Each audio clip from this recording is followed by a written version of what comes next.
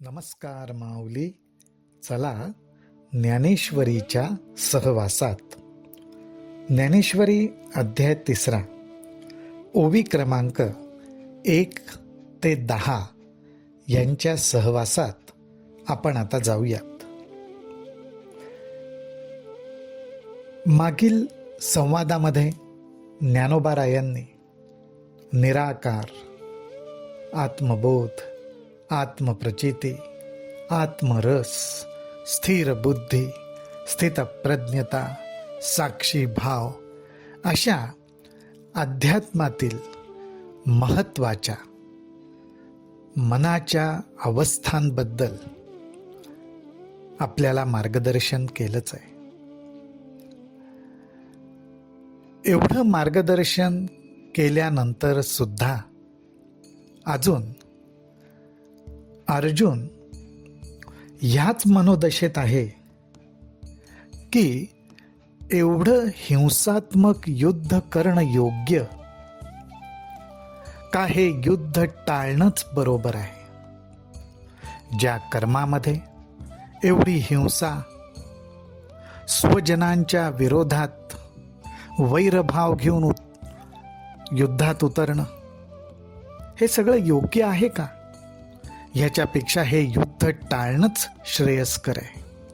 स्वजनांचा घात कसा करावा, स्वजनांच्या विरोधात कसं जावं, या सगळ्या संभ्रमात अजून सुद्धा अर्जुन आहेच. श्रीकृष्णांनी त्यात स्थितप्रज्ञता, आत्मबोध याचाही उपदेश केला. तो उपदेश ऐकल्यानंतर अर्जुन श्रीकृष्णांना म्हणतो, मग ऐका अर्जुने म्हणितले, देवा तुम्ही जे वाक्य बोलिले ते निकेम्या परिसले कमळापती. बघा, अर्जुन श्रीकृष्णांना व्यवस्थित कल्पना देतोय की देवा, तुझ्या बोलण्याकडे माझं नीट लक्ष होतं आणि तुम्ही जे बोललात ते मी लक्षपूर्वक ऐकलेलं आहे. हे सांगून तो श्रीकृष्णांना एक प्रकारे विश्वास देतोय की तुमच्या बोलण्याकडे माझं लक्ष होतं. आणि आता त्यांच्या बोलण्याचाच संदर्भ घेत अर्जुन आपल्या मनातील भाव व्यक्त करतो. तो म्हणतो, तेथ कर्म आणि करता उरेची ना पाहता, ऐसे मत तुझे अनंता निश्चित जरी. तरी माते केवी श्रीहरी, म्हणसी पार्था संग्रामू करी. इये लाजसी ना महाघोरी, कर्मी सुता. या ठिकाणी आपल्याला अहंकाराची एक चुणूक बघायला मिळते. जेव्हा मनातनं कुठेतरी शंका असते की मी करतोय ते कितपत बरोबर आहे, मला जे करावंसं वाटतंय ते बरोबर आहे का, ह्याबद्दल जेव्हा मनात शंका कुशंका असतात आणि त्यातून त्या शंकांचं समाधान समोरच्यानी केलेलं असतं, परंतु ते स्वीकारायला मन तयार नसतं, त्यावेळी हा अहंकार त्या मनाची बाजू घेऊन एक वेगळीच भूमिका घेतो आणि अजून सुद्धा मी कसा बरोबर आहे हेच सिद्ध करण्याचा प्रयत्न करतो. माऊली हो, काही वेळा रोजच्या जीवनात वागताना, काही प्रसंगांना सामोरं जाताना आपल्यासुद्धा मनाची अशी कुठे भूमिका होत नाही ना, की मनातून योग्य काय ते पटतंय. हृदयस्थ असलेला विवेकरूपी सद्गुरू योग्य काय हे आपल्याला सांगतोय, पण आपलं मन ते स्वीकारायला तयार नाही. त्यावेळी अहंकार सुद्धा मनाला म्हणतो की अरे तुझंच बरोबर आहे. असं तर होत नाही ना, हे एका जागरूक साधकाने तपासून पाहणं आवश्यक आहे बरं. अर्जुन सुद्धा श्रीकृष्णांना म्हणतो की देवा, तुम्ही मला सांगितलं की ब्रह्मस्थितीमध्ये कर्म आणि कर्ता उरतच नाही. कर्म आणि कर्ता हे दोघही उरतच नाही.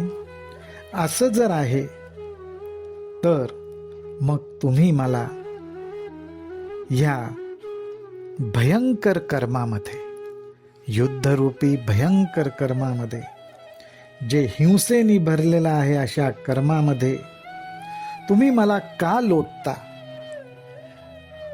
आणि हे कर्म करण्याविषयी सांगताना तुम्हाला कसं काही वाटत नाही? हे आश्चर्य अर्जुनाला वाटतंय. तरी माते केवी श्रीहरी, म्हणसी पार्था संग्रामो करी, इये लाजसी ना महाघोरी, कर्मी सुता. हा गा कर्म तूची अशेष, निराकारिसी निशेष, तरी मज करवी हे हिंसक, का करवीसी तू. तरी हेच विचारी श्री ऋषिकेशा, तू मानू न देसी कर्मलेशा, आणि येसणी हे हिंसा करविता हसी. अर्जुन श्रीकृष्णांना म्हणतोय, भगवंता, तुम्ही सांगितलेलं मी सगळं ऐकलं आणि आता मलाही हेच वाटतंय की तुम्हीच जेव्हा असं म्हणताय की आत्म्याच्या ठिकाणी कर्माचा लेशही राहत नाही, कर्म करता कर्माचं फळ ह्याच्या पलीकडे हे आत्मस्वरूप आहे, आणि त्या आत्मस्वरूपाचा बोध तुम्ही मला करून देताय, आणि त्या आत्मबोधापाशी तू स्थिर राहा, साक्षी भावानी राहा, असं तुम्ही मला जर म्हणताय, तर मग माझ्याकडनं हे हिंसात्मक कर्म का करवून घेता? आणि हेच अर्जुनाला हवं होतं. कुठल्या ना कुठल्या प्रकारे अर्जुनाला युद्ध करण्याचं टाळायचं होतं. त्यामुळे आज आत्मबोधाविषयी ज्या आत्मीयतेने श्रीकृष्ण सांगत होते त्याचं महत्त्व लक्षात न घेता, श्रीकृष्णांनी दिलेल्या उपदेशाचा आधार घेत आपलंच म्हणणं कसं बरोबर आहे आणि त्यामुळे मला हे कर्म टाळता येईल, ह्याच भूमिकेत अजून अर्जुन होता. आणि ह्या भूमिकेला धरूनच अर्जुनाचा प्रश्न आहे की तुम्ही मला का युद्ध करायला सांगताय? अर्जुन म्हणतो, देवा तुवांची ऐसे बोलावे, तरी आम्ही नेणती काय करावे? आता संपले म्हणपा आघवे विवेकाचे. हागा उपदेश जरी ऐसा, तरी अपभ्रंश तो कैसा. आता पुरला आम्हा दिवसा आत्मबोधाचा. अर्जुन म्हणतो, देवा, तुझ्यासारखा उपदेश करणारा आम्हाला भेटलाय, पण त्या उपदेशामुळे जर का आमचं मन अजून संशयातच पडणार असेल तर आमच्यासारख्या अज्ञानांनी काय करावं? काय गंमत आहे बघा. एकीकडे अर्जुन आपण अज्ञानी आहोत हे मान्य करतोय, पण एकीकडे भगवंतांनी केलेल्या उपदेशाचं मर्म समजून न घेता आपल्याला जे वाटतंय ते बरोबर आहे ना, हेच अजून सिद्ध करण्याच्या प्रयत्नात आहे. आणि म्हणून देवाला म्हणतो की तू उपदेश जर केलायस, परंतु त्याच्यामुळे माझ्या ठिकाणी कुठल्याही प्रकारे विवेक उत्पन्न होईल असं मला काही दिसत नाहीये. उलट जर का तू तुझ्या बोलण्याला उपदेश म्हणत असशील, तर उपदेश कसा असतो? ज्याच्यामुळे मनातला संशय नाहीसा होतो, मनातला भ्रम नाहीसा होतो. परंतु देवा, तू ज्या प्रकारे उपदेश करतोयस त्यामध्ये मी अजून भ्रमातच पडतोय की आत्मबोध, आत्मज्ञान ह्या अवस्थांविषयी तू सांगतोयस त्या खऱ्या मानू का तू मला हिंसक कर्म करण्याविषयी सांगतोयस ते खरं मानू? कुठली गोष्ट मी समजावून घेऊ? आणि ज्ञानोबाराय ह्या अर्जुनाच्या मनस्थितीची नोंद घेत आपल्यासमोर छान उत्तम 2 दृष्टांत मांडतात. ते म्हणतात, वैद्य पथ्य वारुनी जाये, मग जरी आपणची विषसूये, तरी रोगिया कैसे निजिये सांगे मज. जैसे आंधळे सुईजे आव्हांटा, का माजवण दिजे मरकटा, तैसा उपदेशू हा गोमटा, ओढवला आम्हा. थोडक्यात अर्जुनाला काय म्हणायचंय ते माऊली दृष्टांताच्या आधाराने सांगतायत. माऊली म्हणतायत, एखादा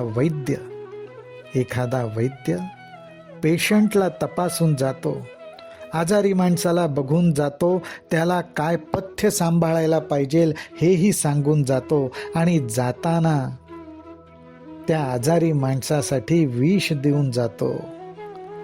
तर असा हा आजारी माणूस त्या रोगातनं बरा होईल का? तो जिवंत राहील का? किंवा एखाद्या अंध माणसाला मार्ग दाखवताना आडमार्गाने जायला लावलं, आडमार्गाचाच पत्ता दिला, तर त्या आंधळ्या माणसाचं कसं होणार? किंवा एखाद्या वानराला दारू पाजावी आणि स्वस्थ बस म्हणावं, तर ते बसणं शक्य आहे का? मुळातच वृत्ती वानराची, आणि त्याच्यातून त्याला दारू पाजली. ह्या दृष्टांताने जणू अर्जुन श्रीकृष्णांना कशा पद्धतीने उत्तर देतोय, शंका विचारतोय, प्रश्न विचारतोय. हा दृष्टिकोनच ज्ञानोबारायांनी या दृष्टांतातनं मांडलेला आहे. अर्जुनाला सुद्धा असंच म्हणायचंय की देवा, अगोदरच माझी मरकट वृत्ती, अगोदरच मी आंधळा, अगोदरच मी आजारी. तुम्ही तर वैद्याची भूमिका घेतलीत, तुम्ही तर अंध माणसाला मार्ग दाखवण्याचा प्रयत्न करताय, परंतु त्या अंध माणसाला आडमार्गाने जायला सांगताय. तुम्हीच आजारी माणसाला बरं व्हावं म्हणून बघायला आलात, उपचार करायला आलात, पण तुमच्या उपदेशामध्ये जणू विषबाधाच आहे की काय असं वाटतंय. आणि हे सगळं वाटण्याचं कारण काय? तर आमची बुद्धी मरकटासारखी, आणि त्या बुद्धीला अजून त्याच्यात जर दारू पाजावी तर त्या बुद्धीचं काय होणार? त्याचा विपरीत परिणाम होणार. तसा विपरीत परिणाम माझ्या ठिकाणी होऊ शकतो. आणि म्हणून अर्जुन भगवंताला म्हणतो, मी आधींची काही नेणे, वरी कवळिलो मोहे येणे, कृष्णा विवेकू या कारणे पुसिला तुझ. पहिल्यांदीच मी अत्यंत अज्ञानी आहे, ही अर्जुनाची भूमिका.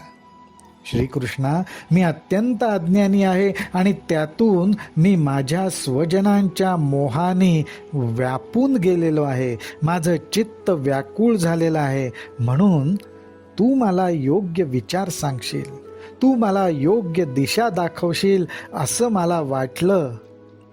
म्हणून ह्या प्रसंगी मला काय योग्य आहे हे मी तुला विचारलं. आणि हे विचारल्यानंतर श्रीकृष्णांनी जो आत्तापर्यंत उपदेश केला, त्या उपदेशातनं थोडक्यात मला दिशा काही मिळालेली नाही. अजून मी नक्की काय करावं हे मला समजत नाही. तुझ्या उपदेशाकडे पाहिलं तर आत्महित, आत्मबोध आणि त्यापाशी स्थिर राहणं हे आवश्यक दिसतंय. आणि एकीकडे त्या ठिकाणी तू करता कर्माचं फळ काहीच राहत नाही असं म्हणतोयस, आणि तरीही मला युद्ध करायला लावतोयस. आता ह्याच्यातून तूच मार्ग काढ आणि योग्य काय ते मला सांग, हे अर्जुन श्रीकृष्णांना विचारणार. त्या प्रसंगाचा, त्या संवादाचा आपणही आनंद घेऊ, आणि श्रीकृष्ण काय अर्जुनाला उपदेश करतात तेही आपण बघू. रामकृष्ण हरी, रामकृष्ण हरी, रामकृष्ण हरी.